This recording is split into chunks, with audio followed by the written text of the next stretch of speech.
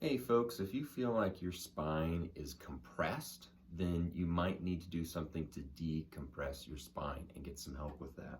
But one of the things that a lot of people get confused about when they come into my office and they say they have compression in their spine is they don't always understand what type of compression they might have. So I want to help you out with understanding some of this.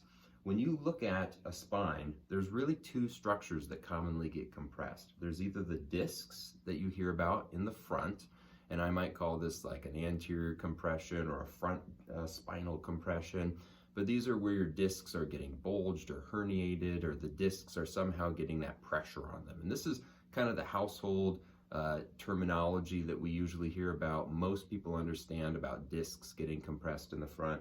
But I would actually say the more common form of compression that I see clinically is going to be facet joints in the back. And some people call them facets or facets, but it's going to be the posterior side of the vertebra.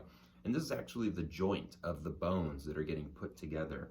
If you've ever been to a chiropractor, you've had your back cracked before, that's the little popping of those little facet joints in the back. Those are kind of cracking and popping and opening up from each other.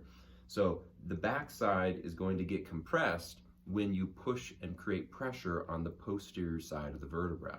So if I take the spine and I kind of bend backwards more, and you get more pain when you're arching, or if you're having back support with like a pillow behind you or something like that, if that's painful, then that's going to be more of your facets on the backside.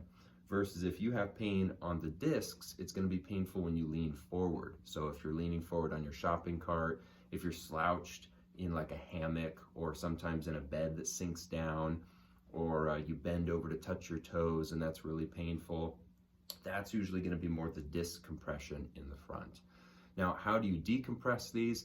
You simply do the opposite movements. So if the discs are compressed in the front, then you need to be arching back to open up and take pressure off of the discs. If your facets are compressed in the back, you need to be rounding forward a little bit in order to take compression off of the backside. Now, it's ideal if you can create decompression in more of a linear fashion, if you can lift everything up, which usually comes from lifting your rib cage up in the air, or maybe doing a bigger form of compression, decompression or traction, I mean to say, like hanging from a bar in a dead hang, or laying face down over a ball or something like that.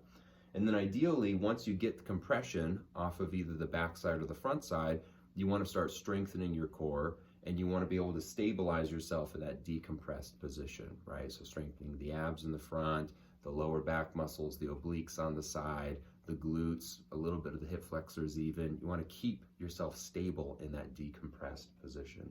So I hope that that helps you understand compression a little bit better, maybe help you identify what kind of compression you might be having, and help you in terms of relieving some of your pain. Thanks for watching.